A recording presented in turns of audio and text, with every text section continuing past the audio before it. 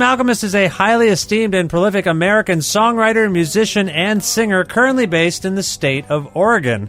Malkmus was a founder and the primary creative force in the influential rock band Pavement, and after they initially ended a 10-year run together in 1999, he began a remarkable journey of his own, forming a backing band called the Jicks and releasing 7 acclaimed albums.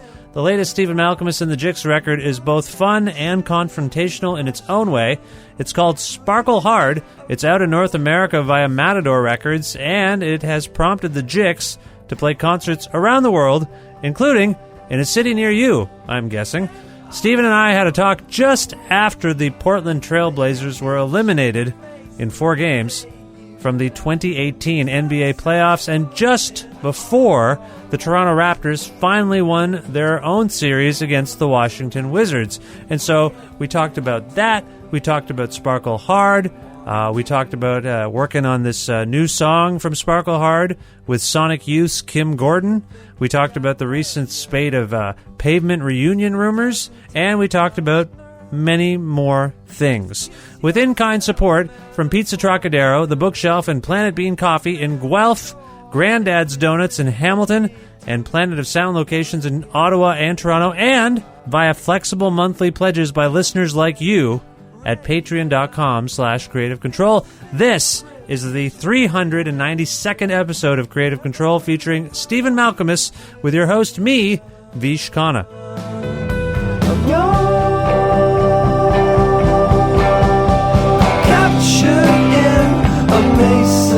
Will you be my whisper, unnamed star in a galaxy so far, far, far from the winter time, from the winter time, from the winter time, wandering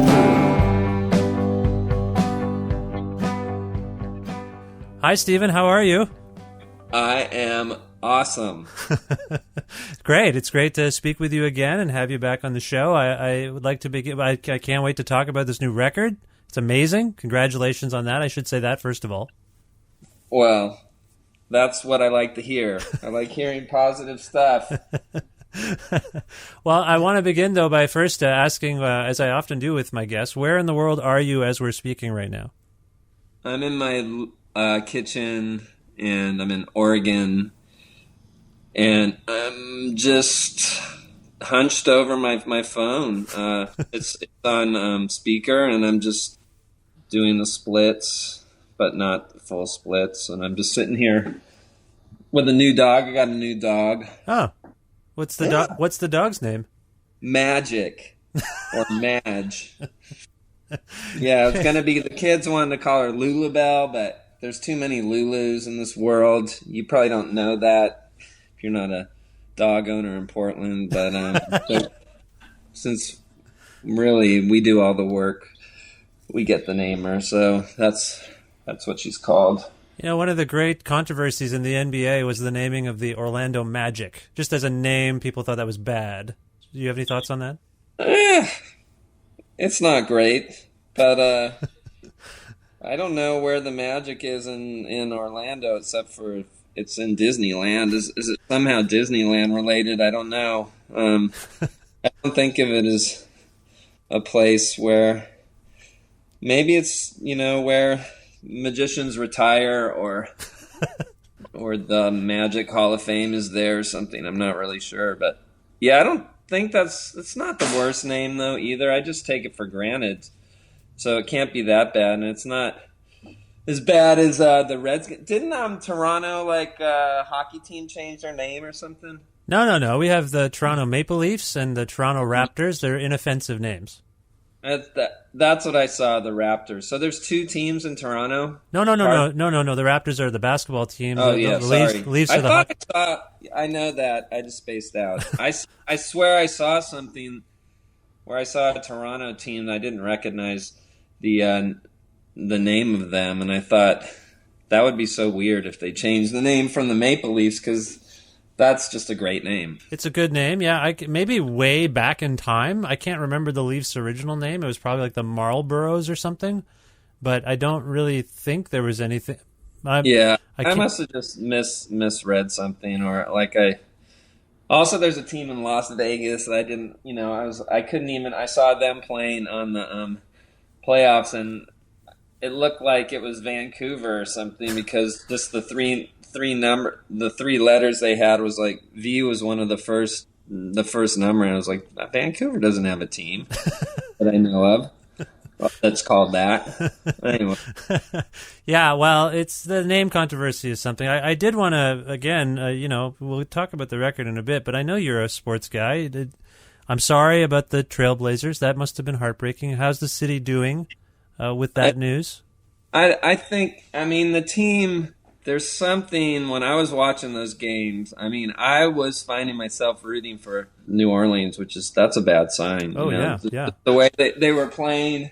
I love seeing Drew Holiday come through, and Anthony Davis, he's just a force of nature. He's so fun to watch, and Mirotic as well, just hitting every shot. I couldn't, they just got destroyed, and they looked Portland looked very predictable, and just the one-on-one, their concept was old world and looked dead, and I don't know. They just seemed like they were ready to go. Yeah. So I was okay with it. I don't know. I like all teams just about if they're cool. I don't really have a team. I hate to say Portland would call me a traitor that way, but I like some of the Raptors. I'm a big Kyle Lowry fan, although I heard he can be a bit of a grump. Mm-hmm. When you interview him and stuff or take his photos, but he's got a big heart. That's the word on Kyle Lowry. Yeah, I'm a particular fan of Kyle Lowry here as well, and I'm with you. I feel like it's all laundry. Like, I don't cheer for a specific team. I'm partial to the Raptors in this playoffs, of course, and I'm partial to the Raptors generally just because of regionalism, I guess, but generally, once, I gather, like me, if my team, the one I want to win, is eliminated, that doesn't mean I'm going to stop watching the playoffs. I'm going to keep watching the playoffs because I like the sport more than I care about the teams. Yeah, the Utah and Oklahoma City is like the most exciting thing going on right now because, I guess LeBron James had a great game the other night, last night. But just watching those two teams go at each other, it's at another level of.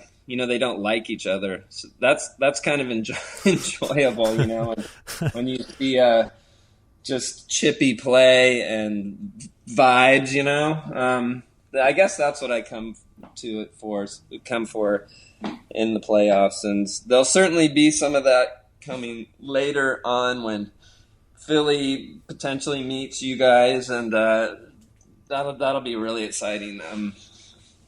Yeah, it's been difficult to watch this series. I have to say, the Raptors series. It's difficult. Yeah. There's a lot of talk about they don't. They have a long bench, and it's going to be unnecessary. Part of their strength is the depth. Although Van Vliet's been hurt, but I can see them just sort of disappearing. The chips are down, but we'll see. We'll see. I don't know. I didn't have them going to the finals, but I wouldn't mind if they did. The Raps. You mean? You think the Raps? Yeah, the Raps. Okay. Yeah, I just see all these Ibaka and Valanciunas, if that's how you say his last name. They've always been these guys that they just disappear. Yeah. When you most need it, where are they? I don't know. So that and I think of Kyle as a total mensch, but I haven't been watching closely what he's doing this year. I haven't seen his stats don't seem to be exploding this year some years when he was a ball, but he's also taken a different role. That's he's a team player, and he's not. He can be the most epic ball hog and put up sick numbers, almost Westbrookian style numbers, with better threes and stuff. But so it's working. Obviously, they're the number one seed, and we'll see what happens. I don't know. I guess we should move on. Yeah. No. I know you like sports. I wanted to talk about basketball a little with you. Yeah, for sure. Yeah. And also, it's just fast. I think these playoffs are fascinating because after the three-peat final, now it just seems like anyone could win, anything could happen. I just thought that was interesting. Me too. I'm hoping for Phil. I'm hoping for the Sixers to make it, and I expect them to lose to Golden State. I think Golden State's going to pull through eventually, but we'll see what happens. Yeah. Be interesting. Well, I want to begin talking about your music by beginning with Middle America, because it was the introduction to Sparkle Hard for me. The single came out in February, and I don't want to overflatter you, but I have to say, almost immediately, I felt like this was one of your greatest songs. It felt that way. Like, I just thought, melodically, musically, lyrically, it just got to me. And I'm a fan of yours, and I follow your work, and I just really appreciate this song. I wanted to say that. Thanks. It was one I had kicking around for a couple years, and you're not the only one. Like, when I had these demonstrations of the songs, Chris, who recorded it with us, he's like, that song, that one, yeah, that's great. It's going to be everyone's going to like that one, and I like that one. I'm I don't really even know what sometimes is my strengths. We try to play out of our you try to break out of some of your core things that come really easy to you sometimes. I'm not saying it came so easy to me, but things that just kind of flow. I mean, that was for whatever reason, that one just sort of was like a flows right out of me type number. And so, maybe I'm not as thinking that's the best thing, because I'm just like, well, that's easy, or that's done that before or something. But then again, when it affects people, when it affects the audience, then you're like, oh, well, I should listen to that too.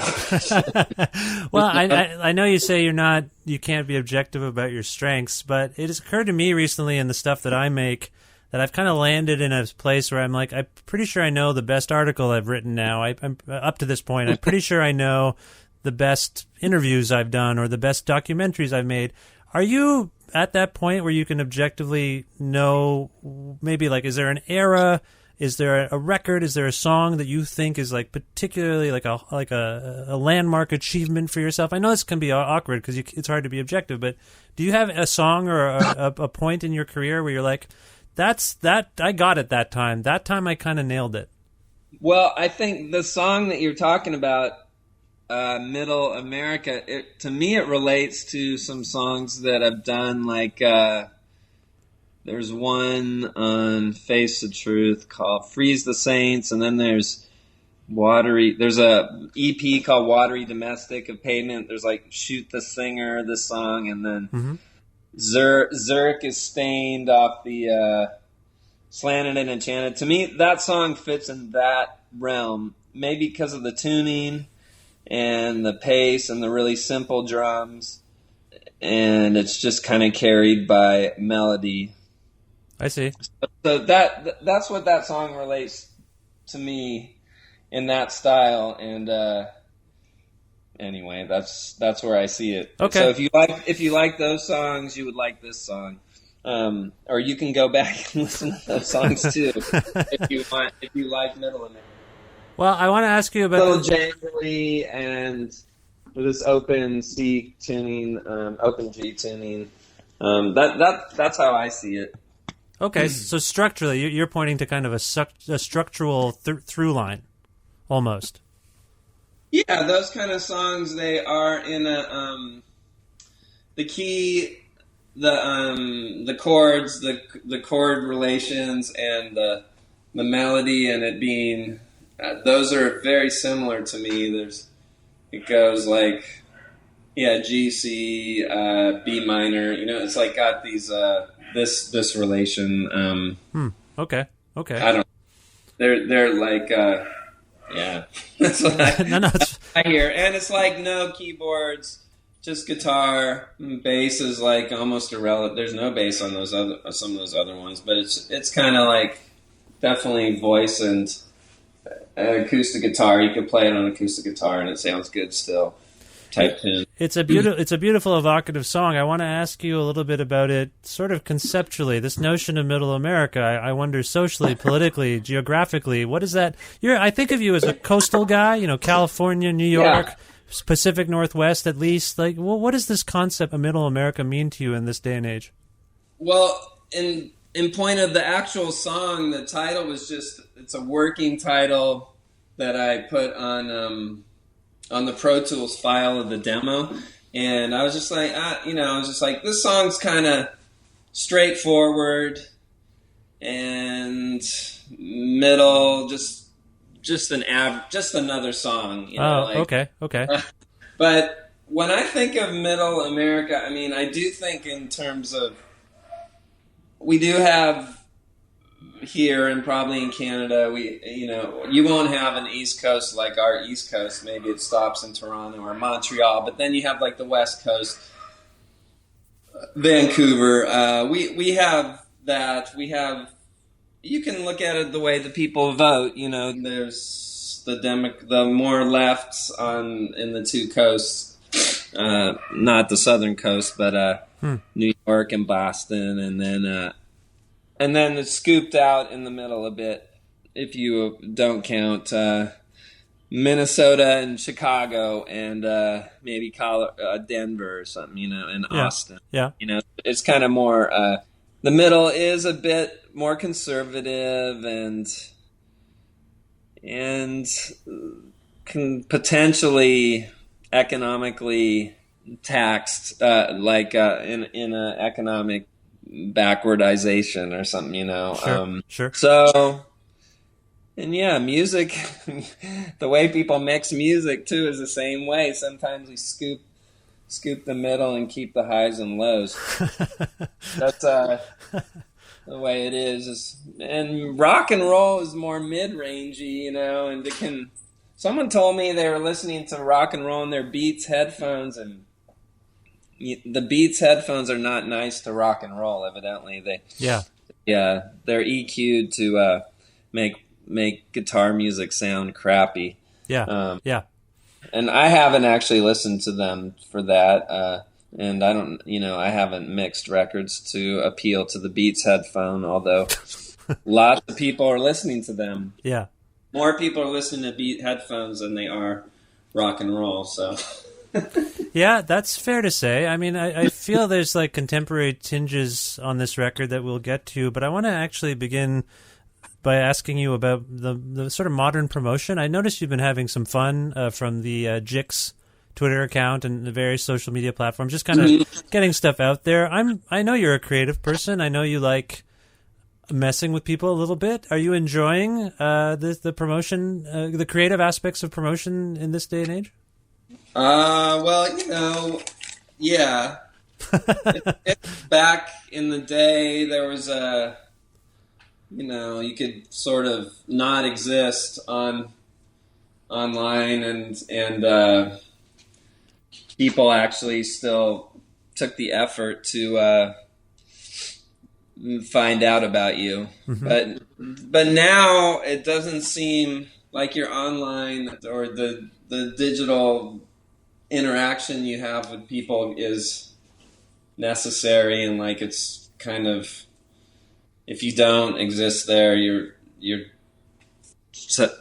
don't exist or something or whatever. Sure. So you might as well, I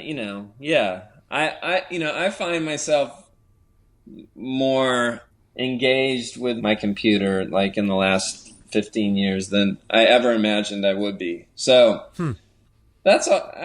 And I don't mind, I just think it's what we're becoming. And so in the eventuality that we're going to be, having a computer implant in our eyes or something, so we don't even need a cell phone, which will come. It'll come probably, I don't know when, but 50 years or something.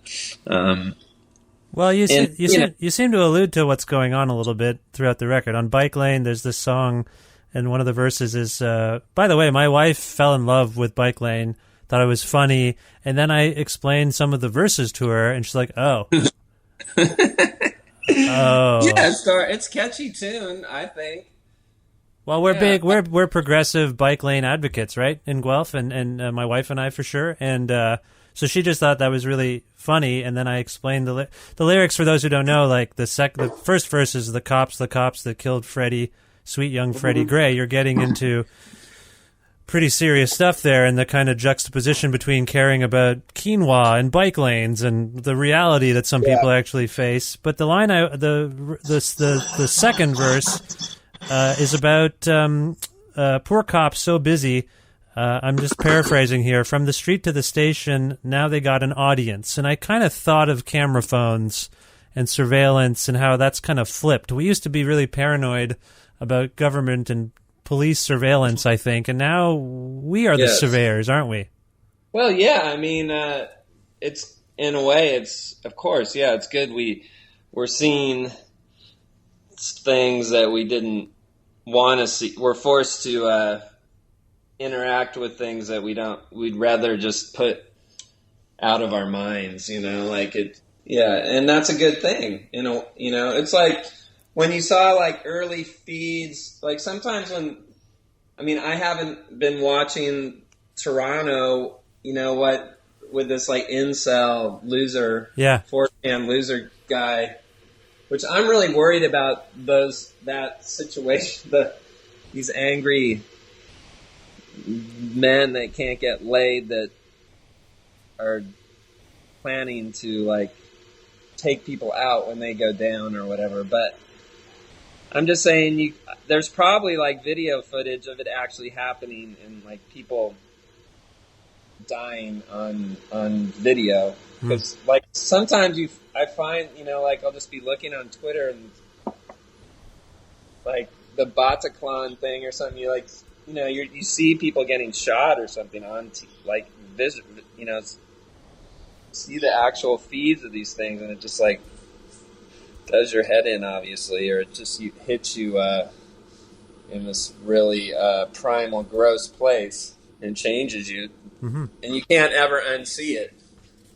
That's a different story. That doesn't have anything. I'm glad, obviously that we see these video cameras of police acting like idiots and taking advantage of the culture or just acting like they always have.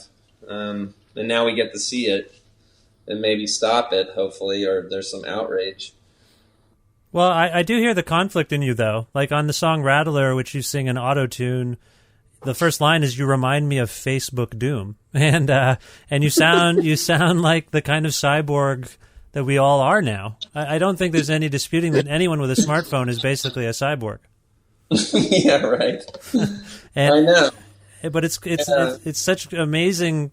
It's an amazing feat, and yet it's destroying us, and yet it's enhancing us. It's very confusing having these things. It's like we're not ready for it, sort of our evolution hasn't caught up maybe with things. I'm sure it's happening all the time. Yeah. Probably in a different way when we first got television or books even, people thought reading novels was going to be a morally corrupt young women or something, and now we just beg people to please read a novel. I don't even care if it's, got sex in it. You can read whatever you want, kid, as long as you're reading and not looking like blindly clicking likes on your Instagram like a zombie. But so, yeah, I think it's true. Yeah, I think we're not as entirely like mentally caught up to handle the stimulation. I don't know.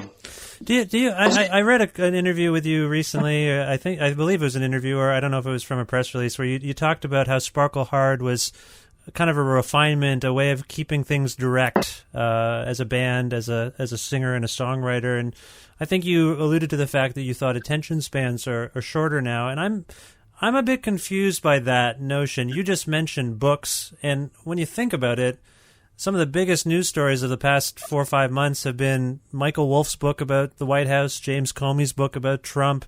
Podcasts are a big thing, binge watching, like this notion of here's a bunch of stuff you're going to have to focus on, and people do it. People listen to podcasts, and they're it feels like books are changing, particularly your country. Like people are pointing to books, which I found heartening because I agree with you on some level, but I'm also... They might just be talking about the book. They're like, where does the real energy... Like, most of the energy is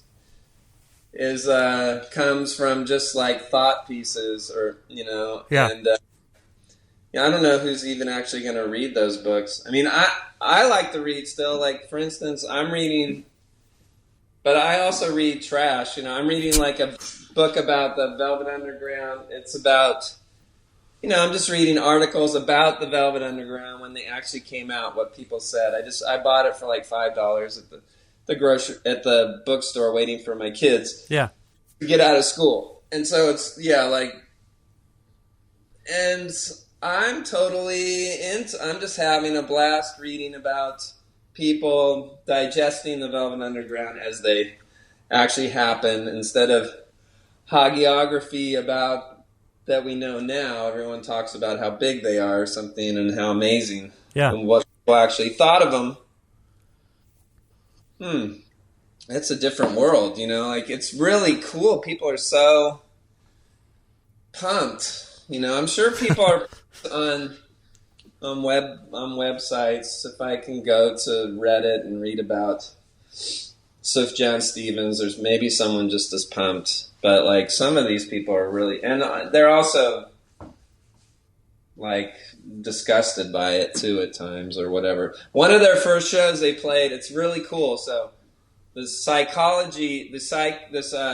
of psychiatrists in New York, they have, like, a yearly event where they maybe would have Paul Tillich read or an intellectual at the time. So they got Andy Warhol to bring the Exploding Plastic Inevitable to their dinner. And so, they're psychiatrists. So psychiatrists think of themselves as pretty hip, relative to other fields. Yeah. They're always looking for a new angle. Yeah. Or whatever. They play, and like there's really funny comments that people are not into it because they are also have to drive back to Connecticut or Long Island after this dinner, probably. Right. And so most of them leave early, and they just have Excedrin gets mentioned. That's what they need for the Velvet Underground, which is Excedrin, the painkiller. I don't know if they still sell it. This notion that you're referring to here, kind of absence makes the heart grow fonder, time kind of recontextualizes things. Did you not experience that, or have you not experienced that with Pavement? Yeah, I hope so. I like it. Yeah. That would be when people... I think most groups, we do want to be successful in the here and now, but, you always have this hope that what you did would be stand the test of time and would only get better with age, like a fine wine. And I see, whenever I see a younger follower on Twitter or on a message board that is a teenager or a college kid that's into Pavement, that warms my heart. I love that. Recently, when we were playing in New York, we played on a radio show with Chris Thiel. I'm not sure how you pronounce his last name, but he's a host of Prairie Home Companion. Mm-hmm. And we were Jake and I were the drummer. We were walking like about 5 blocks from the show, and there was like 2 kids that were in a hatchback. Sorry for the dog barking. They were sitting in like a Toyota Corolla hatchback on a very busy street on it's Midtown Manhattan near 42nd Street, and they were just like chilling out with the hatchback open. They were sitting in the back. Maybe they had beers or something. I don't even know, but it was like a very weird place to hang out. And one of the kids had like a homemade slanted. So I looked at this boy with long hair, and he had a homemade slanted Enchanted T-shirt on. And I just like shook his hand and just kept walking. I don't even think he went to the show. I don't know what he was doing. But that's the kind of thing where you're like, makes you happy. It's like, wow, this person all these years later got into it, and here, it was like trippy or something. Well, this brings me back to Sparkle Hard, because like I alluded to this article or interview that you did where you wanted to keep it direct, keep the songs more direct, and again sort of cater a little bit to what you viewed as limited attention spans these days. I'm wondering how that manifested itself. Like, what is the impulse to rein something in, and what were you reining in exactly? I don't think I was like. I think that's a little misunderstanding. I think it was more like personally listening to the songs and listening to some tunes that I've done before where I think I missed the mark, or like I did them once we would like do one rehearsal of it in the rehearsal room, and it would sound good, and then I just was like, okay, that's good then. So, I would just kind of trust my first, I was like, I didn't think about it anymore because like I got a feeling off it that everyone agreed on in the room.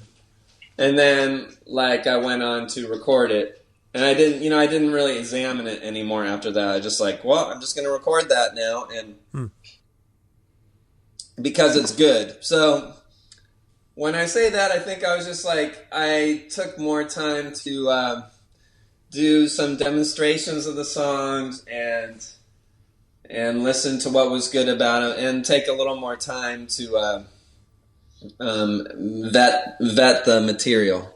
Okay, yeah.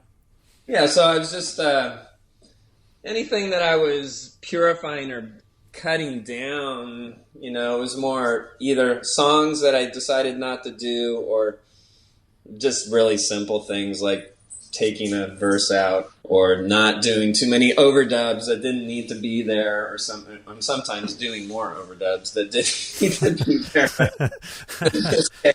Maybe. So yeah, I guess that's all I meant. I don't necessarily, attention spans is a hard thing, because you can have a 20-minute song that's very repetitive and it's just great, So yeah. It's music that requires less of your attention, really, because it's background music. And so it's, I think attention span's a hard thing, because if you're being really like demanding people's attention while you're doing everything, then you better be good. You better be like, it better really get your attention. So, or else it's just going to sound preachy, or you're just going to be, I don't want to hear that person anymore. I'd rather listen to this that's just kind of chilling in the background when I drive, and I can, be microdosed high and just listen to this. And yeah. So I don't know. I think sometimes when we hear people make sort of general statements like that one, and I understand what you're saying, like maybe that it was sort of misconstrued on some level, but I sometimes think we speak generally about the culture, but we're really talking about ourselves and how we engage. So maybe that's definitely true. Yeah. Everything is, it's whenever you think you're talking about someone else, you're usually talking about yourself. Yeah, so I think it speaks maybe to your own interest and concern about not the state of music per se, but you're just like in your own practice, what you'd want to hear and what you can do and make things that you'd want to hear and what you relate to, but you can also talk about it in terms of how it might fit in the broader culture. That's true. I think that's true. I mean, when you're doing interviews, I mean, first of all, you might just say something you might just go down a rabbit hole of justifying or end up saying stuff you don't even mean to say. Yeah, that's right. Yeah. Too. And it's like it's a double, it's like there's two rivers. There's the river of the album is just, it is what it is. And then, you go off on this other river, which is for a couple months talking about it and justifying it or working on some sort of hypnotizing yourself as to why it's good. When really you just did it, like just doing your thing. Mm-hmm. Like playing music is, all of us that do it, we're just kind of unconscious. We're like feeling the pruning the like the hedges, clipping the hedges around the unconscious to make it presentable. Yeah. No, that's a good way of putting it too. I can see that. I can see that for sure. One of the things people have been talking a lot about for Sparkle Hard in terms of the record is Kim Gordon's appearance on the song on the song Refute, and I'm just curious about that relationship between you two, and I want to begin I presume because she has been doing things longer than you, that your first encounter with Kim was as a fan. Is that right? Yeah, I was a big fan of the album Bad Moon Rising. Mm-hmm.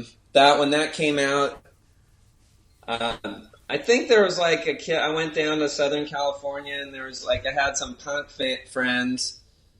They were kind of tough, like even like Orange County heroin shooting mean fuckers, and they're like. And I remember one of them said, there's this band Sonic Youth, and I don't know how he heard of them because he was like Orange County skate punk guy, and he's like, they're just like badass. And then so I got this album, and I was really into Brave Men Run and mm-hmm. and Death Valley 69. So these songs, and the album looked cool, and I was named after a Creedence song. I love Creedence. So right.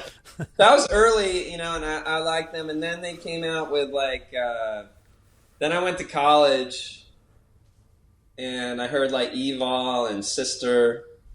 Those records are great. Like that song Schizophrenia. So I like them a lot. And so later on, anyway, so I was a fan of them. Yeah.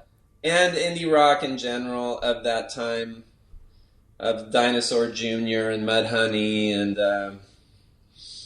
and well, all kinds of stuff. The Clean, whatever. Yeah. Whatever on them, Wire. So then time passed, and Pavement toured with them, and I became friends with Kim and Thurston and Lee Ronaldo, who's totally awesome, and Steve. They're all nice people, and we did some touring with them.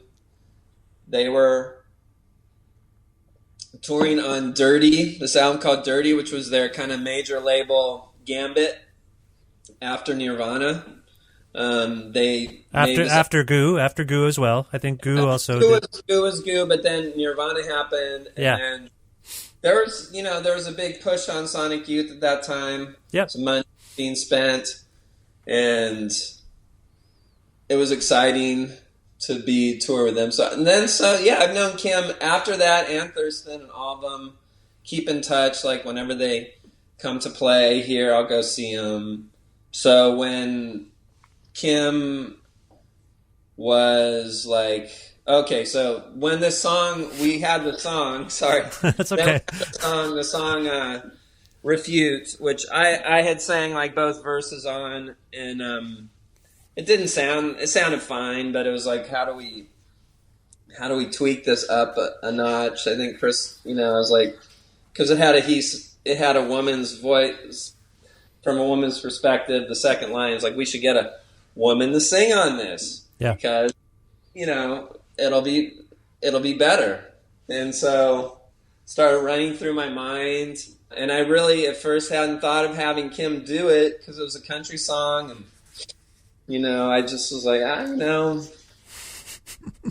I asked I sent some emails to some people that didn't get through, And then I was like, then I just dawned on me that I could get Kim. I could ask Kim to do it. She lives in Los Angeles, and we're in touch on email, and Yeah.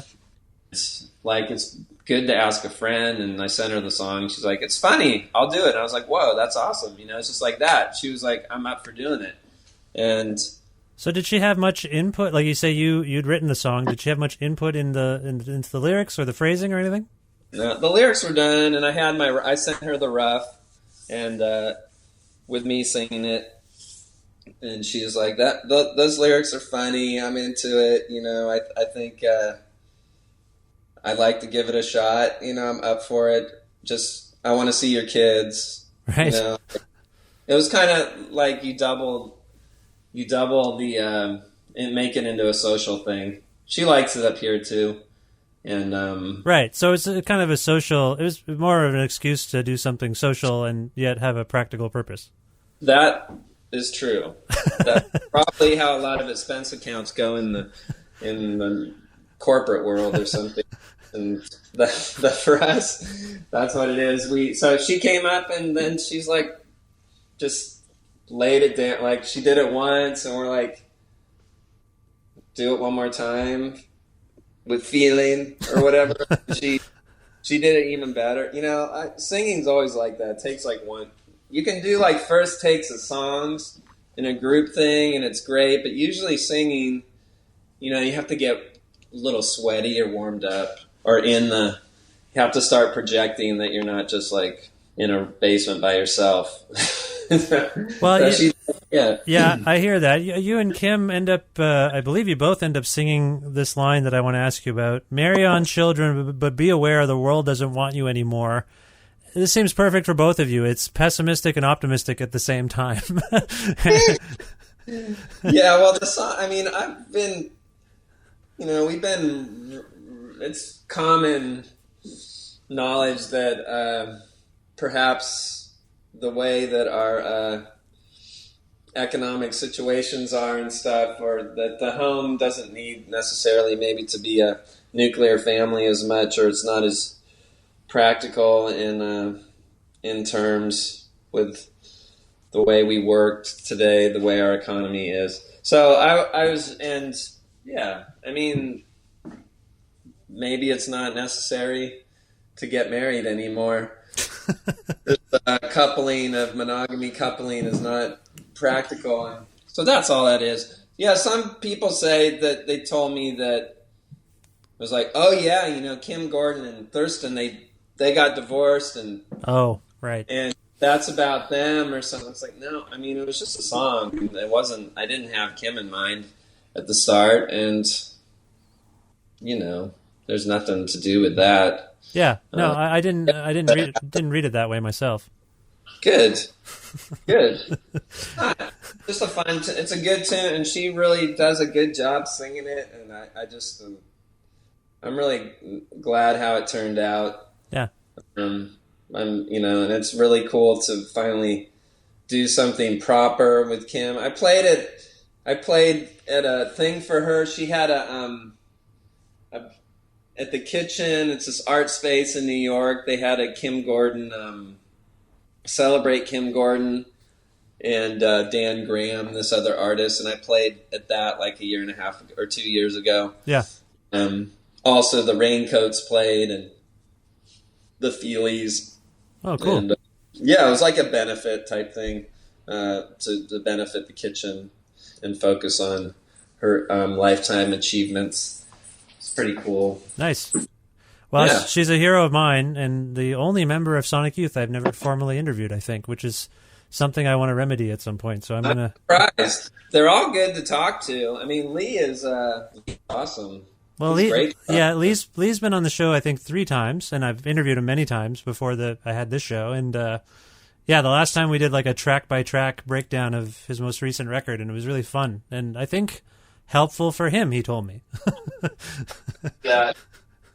So, yeah, I enjoy it. Speaking of lyrics, I don't know if you heard about this, but earlier in the year, I actually made a little documentary about Brighten the Corners. I did hear about that. Oh, you did?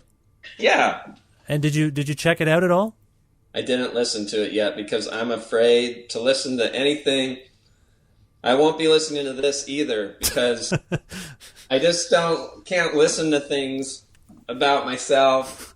I don't know. It doesn't work for me. No. So I read about things, but when I hear it, like I was on this Mark Maron podcast, this very popular podcast, and I don't think it was I could tell it wasn't going that well during the interview, but he's still Mark Maron. I like Mark Maron. We're friends and stuff, but I think it was a little bit boring. And I'm afraid, I was like, you kind of know when people don't really say like, that was awesome, that it wasn't good. I'm not saying what you're doing wouldn't be good, but I'm just saying that, sure. Yeah, I didn't. Anyway, long way of saying I didn't listen to it. No, that's fine. By the way, how's this going so far?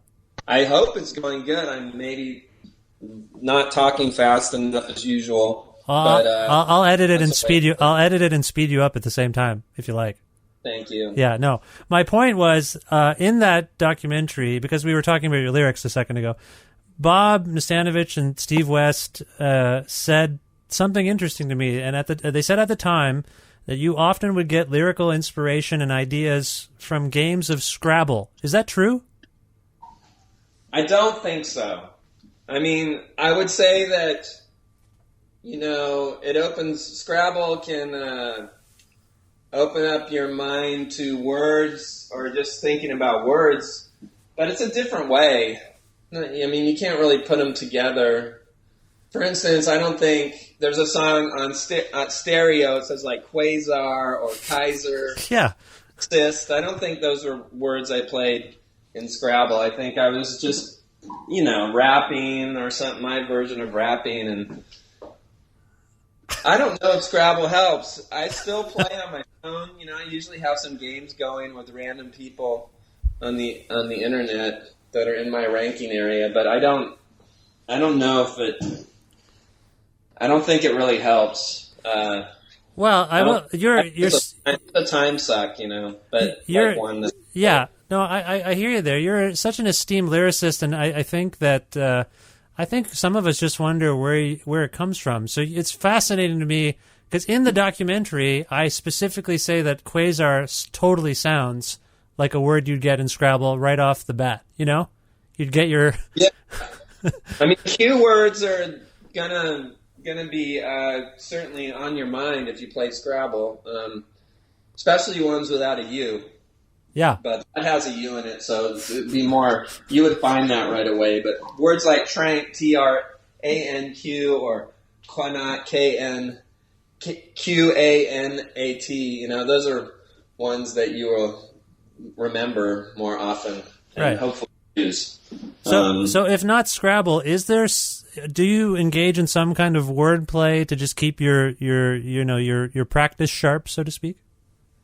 No. I mean, now as I scan my Twitter or other online things or books, if I see a phrase or some jargon that interests me, it's the way it's put on, I'll just put it on my notes in my phone and maybe revisit that for inspiration. Or if I have a song that doesn't need a narrative, that doesn't ask for a narrative, sometimes I'll just scan those, I'll just sing those things. And there's one song on the album, the last song is called Let Them Eat Vows. It's kind of a smash of things I took off the internet. It's not, I wouldn't necessarily call it creative. It's more like just flowing with interesting words and concepts or things that made me cackle. Yeah, no, it's a very funny record, and you get to some stuff that is, I think deep and dark, but at the same time, I came away from Sparkle Hard thinking it was amusing on many levels. Well, that's the words are telling a story, the music's telling a story. I mean, hopefully the music is, that's a little more intense. The lyrics can be too, but music is I don't know, it's dark. Yeah, it is. It is. It's a dark. It's a dark. That's the way it is. It's just gonna be the stuff. It's gonna get into other places that aren't just like fun. That's the way it goes. Because, yeah, I mean, that's what the music. White light, white heat. Yeah, exactly. It's good. I wouldn't even compare myself to that, but just reading about it. What a good album. Absolutely, yeah. I bought that Velvet Underground vinyl box they released recently, the numbered one. Awesome. Yeah, I'm excited. I don't have that. I would like to have it. Well, I could get it.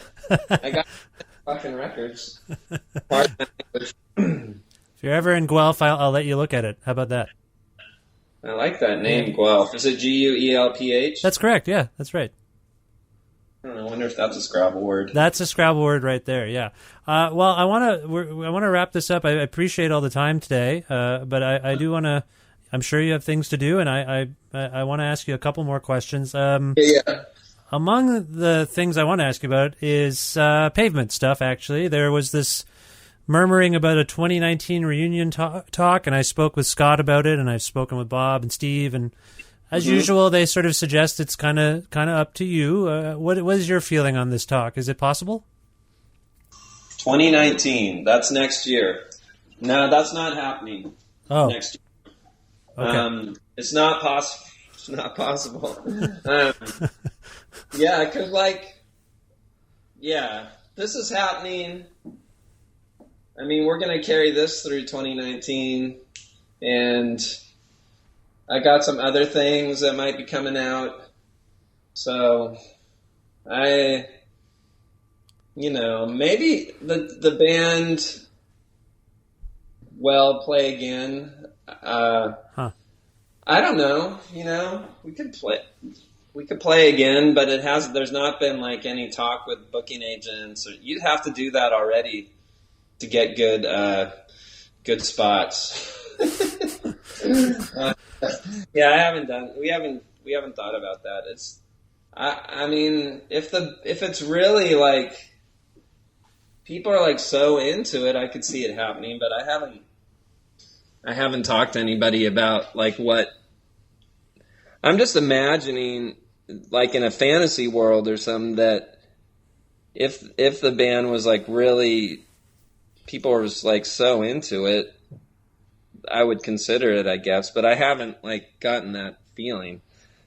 It seems like it would just be another 90s reunion or something, and so if we could somehow transcend that, I guess I would listen to the potential, but to me, I just think this is today, and I'm doing something while I got the Jicks album is awesome, I think, or whatever, people like that, and we can. That's what I want to do. So that's my heart is in that. It's totally fair, and I think that's understood as well. I have to say, so I've talked to Bob a few times. I've talked to Scott and Steve now. I'm just curious about, and I've talked to lots of bands. I interview bands all the time.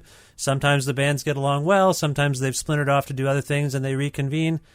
You're the figurehead of Pavement for a lot of people. How do you feel about the fact that band members kind of deliberate about these things publicly? I find it curious. And I'm friendly with those guys, but I always find it kind of fascinating. It seems deliberate. I can't quite figure it out. How do you feel about it?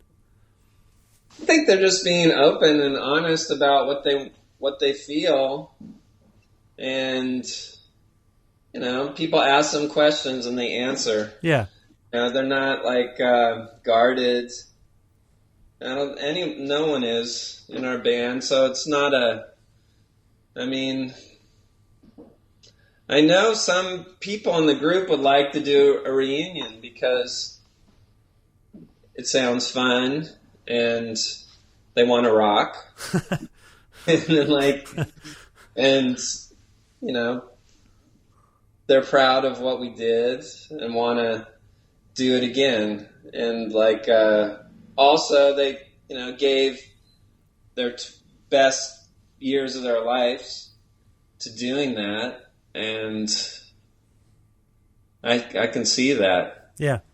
So I just think they just chatting about it, and who knows? Maybe they also have, their friends or cohorts are like, come on, you got to do this. Like, we're psyched. So I can see, but I have a perspective of, I have my family here. I got the Jicks who I hang out with and like actually play music with, and so like I have I'm in a different space, I guess, or something. Yeah, yeah. My space is like different, and I don't know. It's cool. I mean, yeah. I think it is what it is. I don't expect a solid answer, and I appreciate your candor with the question, frankly. Yeah, I don't know. I mean, reunions are fun. It's definitely fun. When we did it last time, it was rewarding to play those songs and connect with people, and it just, yeah. But to me, to go back and do that now just doesn't feel right to me. So I don't know, like I know a lot of people, a lot of bands dig it, and it's what works to go back. No, and it's original thing, and that's totally cool.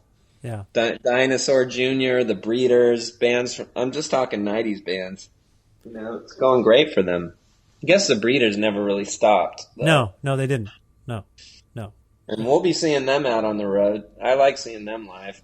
Yeah, I'm looking forward to seeing them again myself. One of the things that I'm excited about with Sparkle Heart is the prospect that you might be appearing on television programs, because I will tell you, Stephen, that sometimes I get into these YouTube wormholes where I'll just watch Pavement on and the Jicks on Letterman or the Tonight Show or Conan. I love it. I just love it. I can't stop. Do you have like a personal highlight? I know those are long production days for the bands, and I don't think a lot of people realize that you're there at 8 a.m. to set up, and then you don't play till 4:30 in the afternoon or whatever. But do you enjoy that whole thing?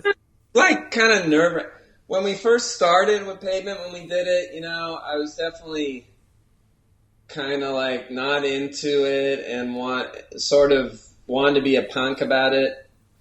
And, my idea of a good performance was like a non-performance, or kind of like the Sex Pistols on TV, or, that was where I thought a young person should be on television, should be, against.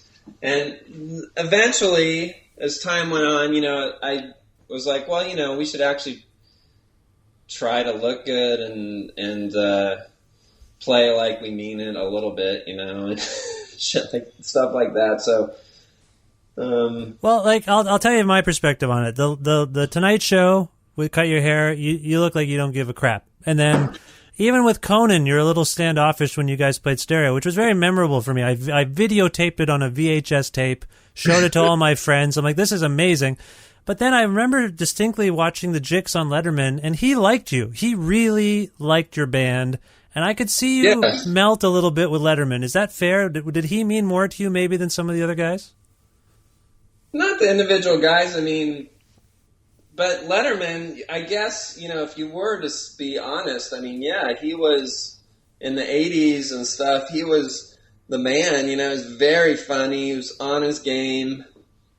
He had hilarious guests on there, like Chris, whatever his name is, a crazy Chris. Elliott? Chris Elliott. Yeah, Chris Elliott. Yeah. I love him. Cabin Boy, that movie's really good. Cabin Boy is a classic, yes, absolutely. So, yeah, I mean, I certainly, he actually had us, when he was already quitting. We played on there, Houston, Haiti. I mean, unbelievable performance. Unbelievable. He didn't have to have us on there. We were not popular, and his booking agent, whoever his bookers were, just kind of threw us a bone. Sometimes you get thrown a bone, You know, like you get to be on stuff when you don't have the digital sales or anything, which is kind of nice. So are there plans afoot at this point? Do you think you might be doing some TV? Man, I don't know. You know, it's hard to say. I mean, we don't at this point. Like it's hard to say if we have the numbers to really. It's so data driven, and who knows if our thing appeals to 18 to 27-year-old males that buy like Axe body spray or something or whatever's advertised on there. So like, I'm not sure.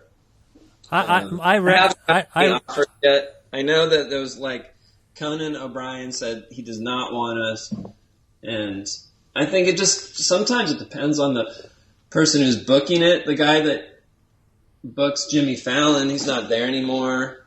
The guy that liked us, because I saw him at the radio show taping, and so I was like, well, we're probably not going to be on that show then. It depends. I don't know, you know. I think it changes who the booking person is, what your vibe is.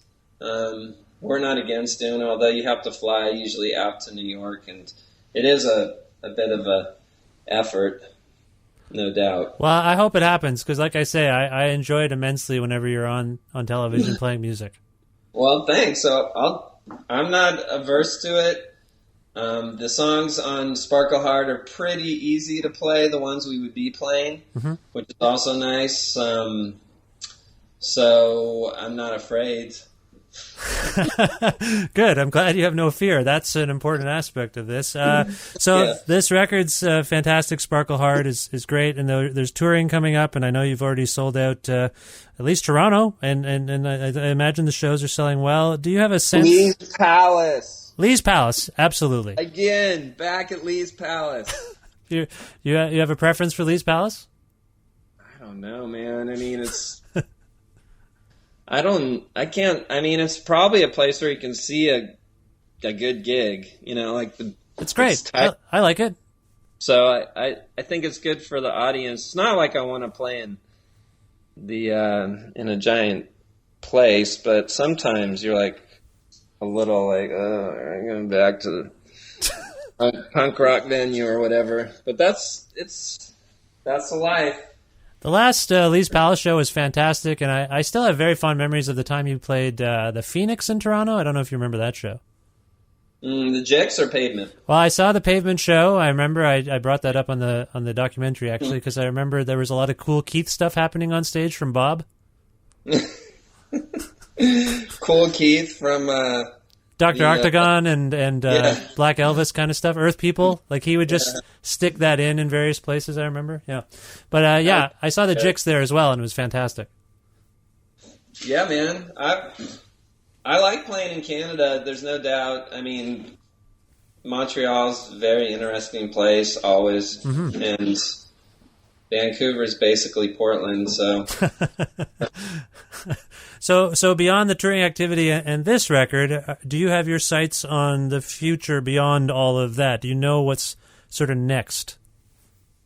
Well, in the future, just touring on this, and like I said, I've got some other musical avenues, Jicks related, that I'm working on that might jump on the back of this record eventually. I'm still working on it, and there's that. There's my cousin's getting married in the summer. I'm going to that. There's congratulations. Yeah, we might move to LA if my wife gets this job. Oh, that's a thing, but she might not get it. There's high school for my just stuff like that. Yeah. Your wife is an artist, is that correct? Yeah, she's an artist. Her name's Jessica Hutchins. She's a visual artist. She makes sculpture. She's genius, of course. That's a coincidence because my wife is also a genius, if I might say. You know it. You know it's true. Well, it's all very exciting. Where do you want people who are listening to this on the internet to go to learn more about the Jicks at this point? Oh man, I don't know. We're just go on the internet right now if you're interested. There's tons of stuff on the internet. I'm on the Twitter. We're covering all forms. I think that's the only place. Talk to your friends, convince them that we're better than the National or something. Or you can like both of us. Yeah, I don't know. Okay, just look up my name. You can find out stuff. There's a lot of video stuff my friend Brooke's doing that's coming out soon too, like cryptic videos and trailers and stuff. There's lots, and hopefully, buy the album because we need that because we can't just survive on Spotify and air. It's not gonna happen. Yeah, I've pre-ordered the record already. I think people should order this record. It's fantastic, and you can learn more about it at matadorrecords.com too, I think, right? That's true. That's right. We're on Matador. There's a lot of good stuff on there too for you to check out, not only us. Yeah. A lot of cool artists. Absolutely. Okay, well, Stephen, is there a single song from Sparkle Hard that I can play for people right now so they can get a sense of the record? Well, there's been 3 that have been dropped for free. And so you could play any of those, or you can play like the one, like Kite one's pretty good, I think, or Solid Silk. I think every song except for Brethren is like good. You're not a fan of the Brethren song, are you? Well, I don't know. I think it's not as good as I thought it was, but you always need a song on the 7th song on side 2. It's destined to be the not as good one, I think. So that's the way it goes. It's a very meta song about, I think, pop music, maybe? Brethren? It's about bro culture and data and it's good. Incels. Yeah, it is scary. Thanks for bringing that up. I didn't want to dig too deep. Yeah, it's a scary time, but we're going to go out on a bright note here, I think. That's right. Because that's the only thing we can do. And we talked about Middle America. We talked about Refute. Why don't we play Refute? Do it. Let's do that. Okay, Kim's on there. Yeah, that's right. Kim Gordon. This song features Kim Gordon. This is Stephen Malkmus and the Jicks from their excellent new record, Sparkle Hard, song called Refute. Stephen, an immense honor and pleasure to have you on the show again, and I thank you for your time and best of luck with everything. Thank you, Vish.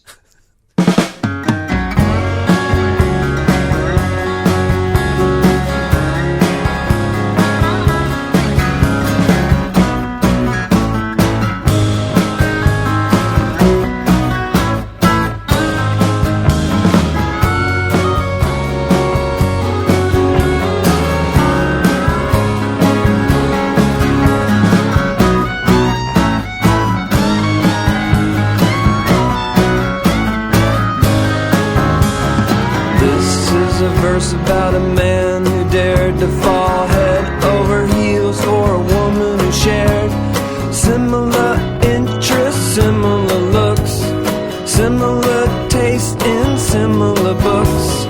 Lost in the riddle of her 7-ish eyes, paint on lips and French knee highs. The world was telling him love is dead, but he's turning that logic on its head.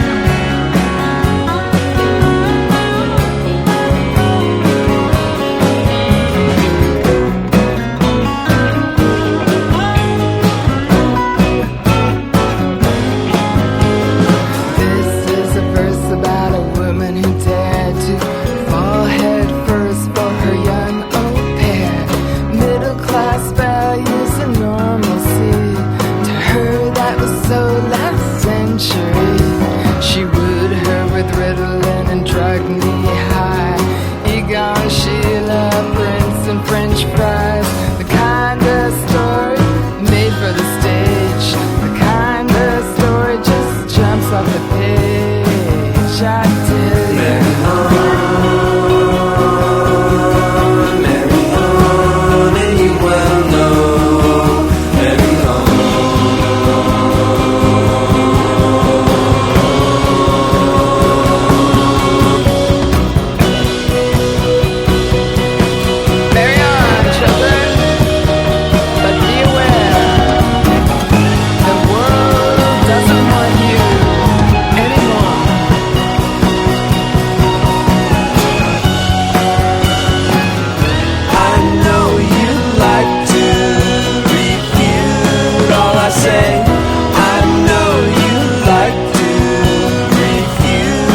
all I say.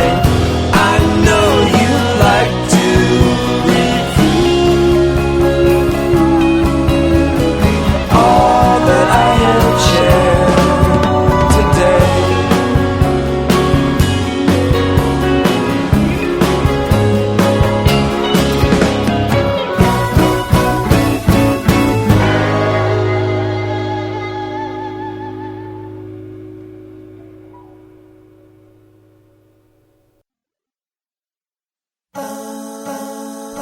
Special thanks to Stephen Malkmus for appearing on this, the 392nd episode of Creative Control, which is part of the Entertainment One podcast network and is available on all iOS and Android platforms and also on things like Spotify, YouTube, and Audio Boom. If you can't find any episodes that you're looking for because you heard about an old episode and you can't find it because it's not in your podcast platform for some reason, go to my website, or, while you're at my website, which, by the way, is vishkhanna.com. You can also sign up for my regularly scheduled newsletter. You can learn more about me. It's all there on my website, vishkhanna.com. You can like Creative Control on Facebook, follow us on Twitter at vishcreative, or follow me at vishkhanna. And you can also listen to a radio show version of Creative Control on Wednesdays at noon Eastern Standard Time around the world at cfru.ca or on an actual radio at 93.3 FM if you're in or near Guelph. Also, please visit patreon.com/Creative Control to make a flexible monthly donation to keep this podcast going. Those donations really do keep the show going, so thank you. There's very few of them at the moment, but they mean the world to me. So if you haven't already, please consider donating to patreon.com/Creative Control. Thanks again to everyone who supports the show in kind or otherwise. Thanks to Jim Guthrie for letting me use the instrumental version of his song, The Rest Is Yet to Come, to end the show each week. That's what you're hearing right now in the background. And thanks to you. Thanks to you for listening to this episode and other episodes and supporting the show by telling your friends about it, downloading episodes, subscribing, all that stuff means the world. I will talk to you very, very soon. Goodbye for now.